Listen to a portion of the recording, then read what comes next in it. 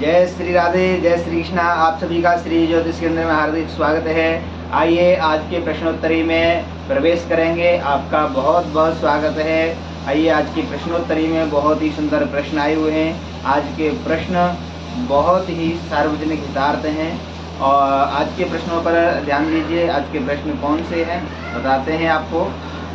पहला प्रश्न है कि कोई अपना सगा संबंधी यदि अधर्म के मार्ग पर जाने लग जाए तो क्या उसका साथ देना चाहिए या नहीं साथ देना चाहिए।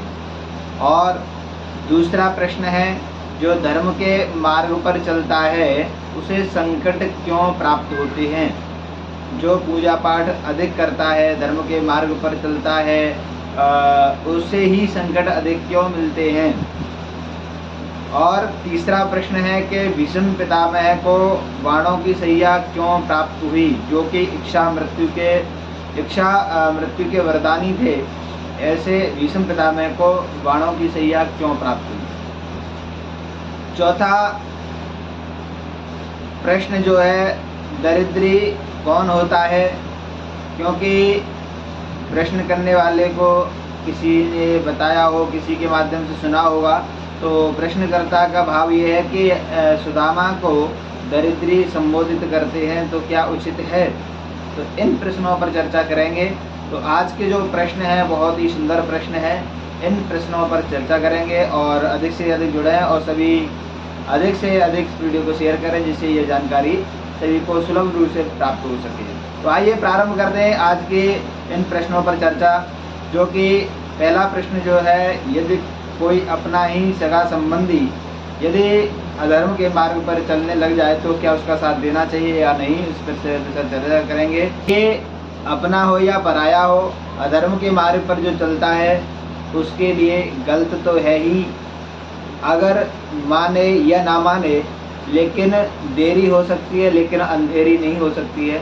अर्थात जो गलत मार्ग पर चलेगा उसका गलत भोग भोगना ही पड़ेगा। देखिए, कर्मों का भोग प्रत्येक व्यक्ति को भोगना ही पड़ता है, चाहे वो सत्कर्म करे या दुष्कर्म करे। इसलिए जो अधर्म के मार्ग पर चलता है उसका सपोर्ट करना भी एक अपराध होता है, यानी गलत होता है। क्योंकि शास्त्रों में ये माना गया है कि अपराध करना यानी अधर्म करना तो पाप है ही, लेकिन अधर्म के मार्ग पर चलने वाले को सपोर्ट करना भी अधर्म होता है।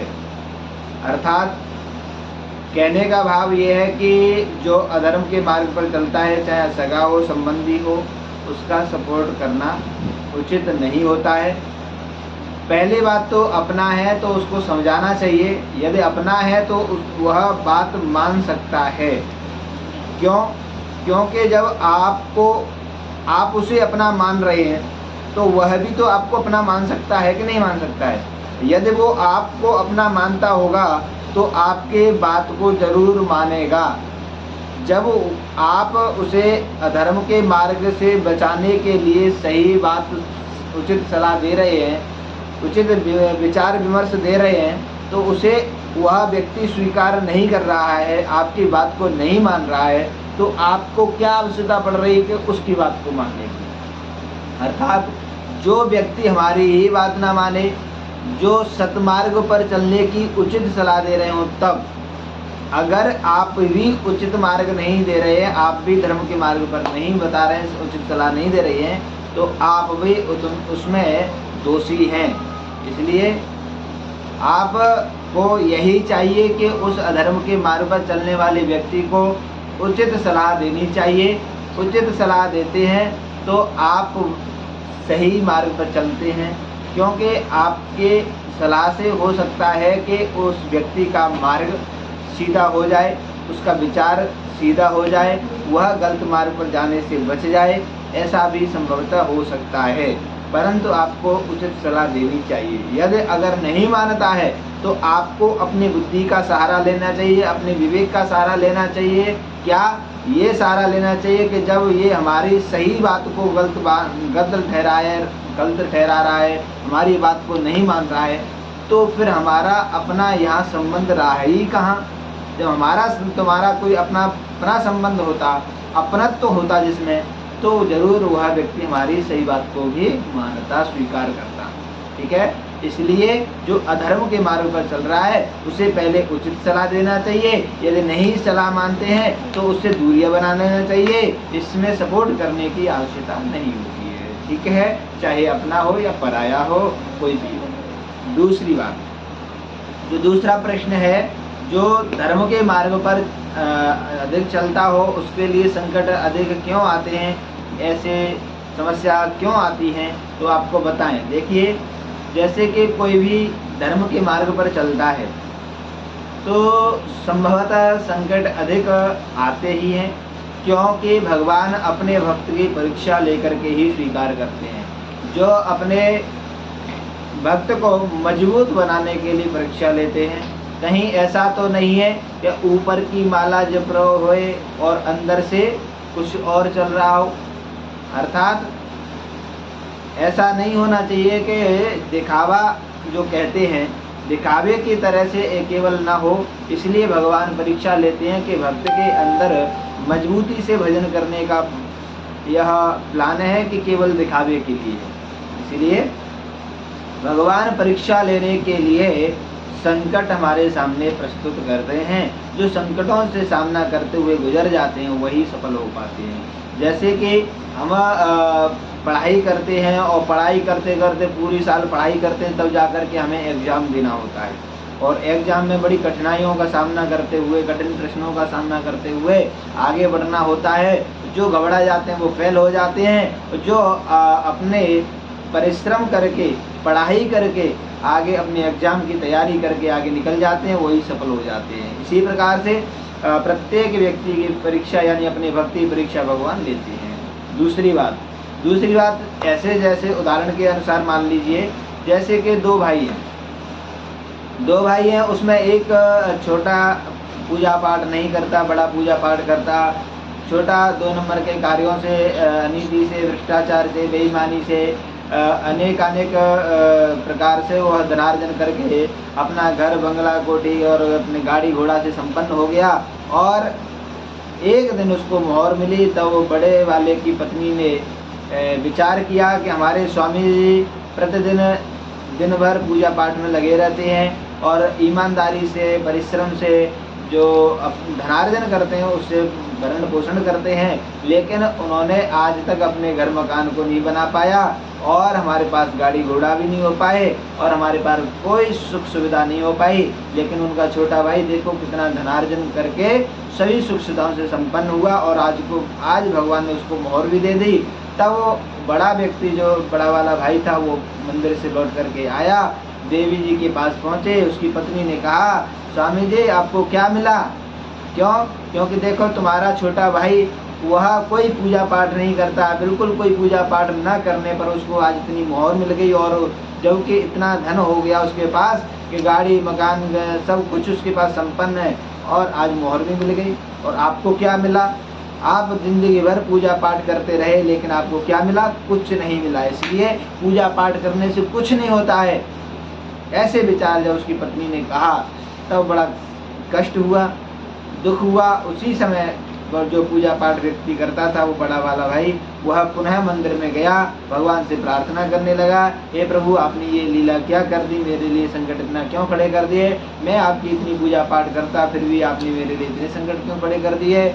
तब भगवान प्रकट हुए। भगवान ने कहा बस इसमें बहुत गहरा रहस्य है। वो गहरा रहस्य ये है कि आपके पूर्व जन्म के प्रारब्ध के अनुसार भोग रहे थे, क्योंकि जो आपका छोटा भाई है उसने अपने पूर्व जन्म में इतने बड़े पुण्य कर्म किए थे जो कि इस जन्म में इसको इस क्षेत्र का राजा बनना था, क्योंकि इसने बहुत यज्ञ दान पूजा पाठ किए थे जो इसका इस जन्म में बहुत अच्छा फल प्राप्त होने वाला था। लेकिन इसने इस जन्म में पुण्य कर्म तो किए नहीं और अपितु पाप कर्म करते करते अपने पूर्व जन्मों के पुण्यों को क्षीण कर लिया, खत्म कर लिया। केवल थोड़ा सा इसका पुण्य बचा था, इसलिए मोहर दे करके इसको संतुष्ट कर दिया। और अब तुम्हारा जो पाप कर्म था, तुम्हारे पूर्व जन्मों के इतने बड़े पाप कर्म थे जो कि इस जन्म में आपको इस जन्म में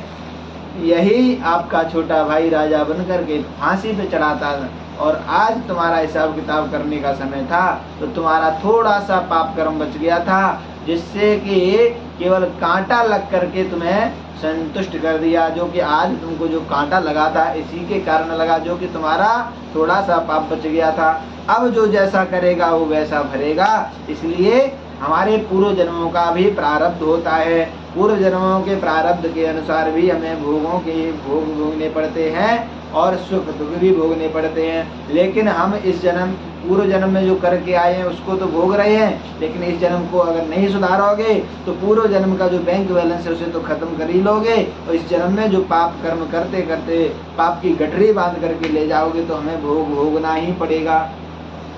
चाहे आप बैंक बैलेंस को जोड़ लो चाहे खत्म कर लो, खत्म कर लोगे तो जितना है उतना जो रहा बचा वो भी खत्म हो जाएगा। तो जो इकट्ठा कर लोगे तो इस लोक में भी काम आएगा और उस लोक में भी काम आएगा। इसलिए यह लोक सुखी परलोक सुखी। जो इस जन्म में जो हमें मानव जीवन मिला है तो इस मानव जीवन का लाभ उठा लेना चाहिए, यही सद्बुद्धि का सदुपयोग करना है। इसलिए अब जो तीसरा प्रश्न है कि भीष्म पितामह को बाणों की सैया क्यों प्राप्त हुई। बाणों की सैया देखिए, जबकि भीष्म पितामह इच्छा मृत्यु के वरदानी थे। जब भीष्म पितामह चाहते कि मेरी मृत्यु अभी नहीं हो, मेरी मृत्यु फलाने दिन हो, तभी जाकर के मृत्यु होगी, तब तक भीष्म पितामह न सोचें तब तक मृत्यु नहीं हो सकती है। इसलिए इच्छा मृत्यु के मरने वाले वरदानी को भीष्म पितामह जैसे तेजस्वी जो है भीष्म पितामह को बाणों की सैया क्यों प्राप्त हुई। तब कथा ये भागवत में आती है कि बाणों की सैया भीष्म पितामह को इसलिए मिले कि भीष्म पितामह ने दुष्ट दुर्योधन का अन्न खाया, और दुष्ट दुर्योधन के अन्न से जो दूषित रक्त बना, दूषित रक्त बनने से दूषित बुद्धि हुई। इसलिए कहते हैं आहार शुद्धि की विशेष आवश्यकता है। जैसा खाएंगे अन्न वैसा रहेगा मन, जैसा पियोगे पानी वैसी बोलोगे पानी। इसलिए आहार शुद्धि की विशेष आवश्यकता है। ये नहीं कि सबका चलेगा, लाओ भाई सबका चलेगा, सबका चलेगा, सबका नहीं चल सकता है। इसलिए यहाँ पर भीष्म पितामह ने जो दूषित अन्न खाया उसे उस समय भीष्म पितामह ने उस समय सपोर्ट नहीं कर पाया। किसका? द्रौपदी का। उस समय द्रौपदी के वस्त्र खींचे जा रहे थे, साड़ी खींची जा रही थी। उस समय भीष्म पितामह शांत बैठे रहे, नीचे को सिर झुका करके, लेकिन फिर भी कुछ नहीं बोले उस सभा में बैठ करके भी। जबकि भीष्म पितामह चाहते तो किसी की भी हिम्मत नहीं थी कि जो कोई ऐसा दुष्कर्म कर सके, लेकिन उस समय भीष्म पितामह शांत बैठे रहे। क्यों? क्योंकि भीष्म पितामह कहते हैं कि उस समय मेरी बुद्धि दूषित हो गई थी, मेरे मन में जो दूषित अन्न का रक्त बना हुआ था उसकी वजह से मेरा मन अशांत था, उस समय बुद्धि काम नहीं कर पाई। इसलिए अब जो रक्त बाणों के द्वारा जो निकल चुका है, अब मेरा मन शुद्ध हो गया है। तब भगवान से प्रार्थना करके अपने पांच भौतिक शरीर को प्रभु में विलीन कर दिया था। इस प्रकार से बाणों की सैया भीष्म पितामह को प्राप्त हुई थी। अब चौथा प्रश्न है कि दरिद्री कौन होता है। क्योंकि सुदामा को कुछ लोग, अनजान व्यक्ति सुदामा को दरिद्र शब्द से संबोधित कर देते हैं। तो यह देखिए, यह प्रश्न भी बहुत सुंदर प्रश्न है। देखिए, दरिद्री कौन होता है पहले तो ये समझ लीजिए। क्यों? क्योंकि आजकल लोग सुदामा जी को दरिद्री शब्द से संबोधित कर देते हैं, जिनको कुछ ABCD पता ही ना हो। हाँ, लेकिन दरिद्री का मतलब ये नहीं है कि किसी के पास धन की कमी हो तो वह व्यक्ति दरिद्री हो सकता है। नहीं, एक बहुत बड़ा धनाढ्य व्यक्ति जो अपने आप को अरबपति समझे, अपने आप को बड़ा से बड़ा राजा समझे, वह व्यक्ति भी दरिद्री हो सकता है। परंतु एक गरीब व्यक्ति दरिद्री नहीं हो सकता है। दरिद्र का अर्थ क्या होता है यह पहले समझना चाहिए। क्या? दरिद्र का अर्थ ये है कि असंतुष्टो ही, जो असंतुष्ट व्यक्ति ही रहता है वही दरिद्री रहता है। दरिद्रो यस्य संतुष्टो, अर्थात जो असंतुष्ट रहता है वही व्यक्ति दरिद्री होता है। नहीं आया समझ में? और सरल समझ लीजिए। जैसे कि एक बार दक्षिण के राजा पर उत्तर का राजा चढ़ाई करने जा रहा था, जो कि उत्तर का राजा विचार करता है कि हमारे पास तो राज खजाने में पर्याप्त धन है, लेकिन दक्षिण के राजा पर चढ़ाई करेंगे तो दक्षिण का राज्य भी हमें प्राप्त हो जाएगा, तो हमारे पास डबल राज्य हो जाएगा। इसलिए उत्तर का राजा दक्षिण के राजा पर चढ़ाई करने जा रहा था। उसी समय रास्ते में एक संत भ्रमण कर रहे थे, उनको एक फूटी कौड़ी नजर आई। तब फूटी कौड़ी संत ने उठाई और विचार किया कि ये फूटी कौड़ी मैं किसको दूं। संत ने विचार किया जो दरिद्री व्यक्ति होगा उसी को यह फूटी कौड़ी दूंगा। उसी समय राजा के सेवक आगे आगे जा रहे थे, तो सेवकों को देखा। सेवकों ने कहा संत से कि महाराज रास्ता खाली कर दीजिए। क्यों? क्योंकि उत्तर के राजा दक्षिण के राजा पर चढ़ाई करने जा रहे हैं, इसलिए रास्ता खाली कर दीजिए। महाराज ने कहा क्यों? संत ने कहा क्यों? उत्तर के राजा दक्षिण के राजा पर चढ़ाई करने क्यों जा रहे हैं? इसलिए क्योंकि उत्तर के राजा को दक्षिण के राजा पर चढ़ाई करके दक्षिण का राज्य प्राप्त करना है। संत ने कहा क्या उत्तर के राजा पर धन की कमी पड़ गई, या खजाने में कोई कमी आ गई, या राज्य में कोई कमी आ गई? दूतों ने कहा नहीं, कोई कमी नहीं है, लेकिन हमारे पास डबल राज्य हो जाएगा, इसलिए चढ़ाई कर रहे हैं। तब संत ने विचार किया कि इससे बड़ा दरिद्री कोई नहीं मिल सकता। उसी समय संत ने वो फूटी कौड़ी ली। जैसे ही राजा नजदीक आया और नजदीक आकर के राजा को रुकवाया, राजा को फूटी कौड़ी राजा के हाथ में दे दी। फूटी कौड़ी राजा के हाथ में दी। राजा घबराने लगा, कहता अरे संत ये क्या हो रहा है? महाराज आपने ये फूटी कौड़ी मुझको क्यों दी है? क्यों? तो संत ने कहा कि देखो राजन, मैंने ये प्रतिज्ञा की थी कि जो मुझे दरिद्री व्यक्ति मिलेगा उसी को मैं ये फूटी कौड़ी दूंगा। आज मुझे ये इच्छा पूरी हो गई कि मुझे दरिद्री व्यक्ति मिला, इसलिए मैंने फूटी कौड़ी दी। राजा ने कहा कि मैं आपको दरिद्री व्यक्ति दिखता हूँ? अरे आपको पता नहीं, मैं उत्तर का राजा हूँ, मैं कोई दरिद्री व्यक्ति नहीं हूँ जो तुम मुझे फूटी कौड़ी दे रहे हो। तब संत ने कहा हे राजन, यह फूटी कौड़ी सही जगह पर ही दे रहा हूँ। क्यों? क्योंकि दरिद्र का मतलब जानते हो क्या होता है? तब संत ने कहा कि देखो राजन, जो असंतुष्ट व्यक्ति रहता है उसे वही सबसे बड़ा दरिद्री होता है। इसीलिए हमने आपको ये फूटी कौड़ी दी। क्यों? क्योंकि आप भी असंतुष्ट हैं, जबकि आपके पास उत्तर का राज्य है, आपके पास धन भी पर्याप्त है, राज खजाने भी भरे हुए हैं, फिर भी आप दक्षिण के राजा पर चढ़ाई करने जा रहे हैं। क्यों? क्योंकि दूसरे के धन को भी आप हड़पना चाह रहे हैं। आपके पास जितना है उतने में संतुष्टि नहीं है, इसलिए हमारे पास जितना है उतने में ही संतुष्ट रहना चाहिए। या फिर अपने परिश्रम करते हुए अपना परिश्रम करें ईमानदारी से, तो उसमें अपना धनार्जन करें, लेकिन किसी के अनीति से, भ्रष्टाचार, बेईमानी से किसी के धन को हड़पना चाहो तो हड़प नहीं सकते। अरे हड़प भी लोगे, उसको अपना बना भी लोगे, तो वो ज़्यादा दिन तक टिकाऊ नहीं हो सकता है। वो कहीं ना कहीं ऐसी जगह निकल जाएगा जो कि आपको उसका दूना भुगतान भोग करके ब्याज सहित देना पड़ेगा। क्यों? क्योंकि भगवान जब देते हैं तो चप्पड़ फाड़ के देते हैं, और जब लेते हैं तो चमड़ी उधेड़ करके लेते हैं। इसलिए दरिद्री का मतलब यह है कि जो व्यक्ति असंतुष्ट रहता है वही सबसे बड़ा दरिद्री है। अपने आप को संतोषी बना करके रखना चाहिए, अपने आप को संतुष्ट रखना चाहिए। बस इस प्रकार से यह प्रश्नों का उत्तर आपको सार्वजनिक हितार्थ बहुत सुंदर प्रश्न थे जो कि सभी के हित के लिए थे। तो आज के प्रश्न आपको अच्छे अवश्य लगे होंगे, तो अच्छे लगे हो तो अधिक से अधिक शेयर करें, और जो हमारे YouTube पे नए हैं कृपया सब्सक्राइब अवश्य कर लें, और लाइक और अपना प्रश्न कमेंट में जरूर करें। आपका जो भी प्रश्न हो, धार्मिक प्रश्न हो, तो जरूर आप कमेंट बॉक्स में जरूर करें, आपके प्रश्न का उत्तर अवश्य दिया जाएगा। इसलिए आप सभी इस वीडियो को अधिक से अधिक शेयर करें और आपके प्रश्न का भी उत्तर देने के लिए आप अपना प्रश्न प्रस्तुत करें। जय जय श्री राधे। आज के लिए इतना ही। राधे राधे सभी को। जय श्री कृष्ण।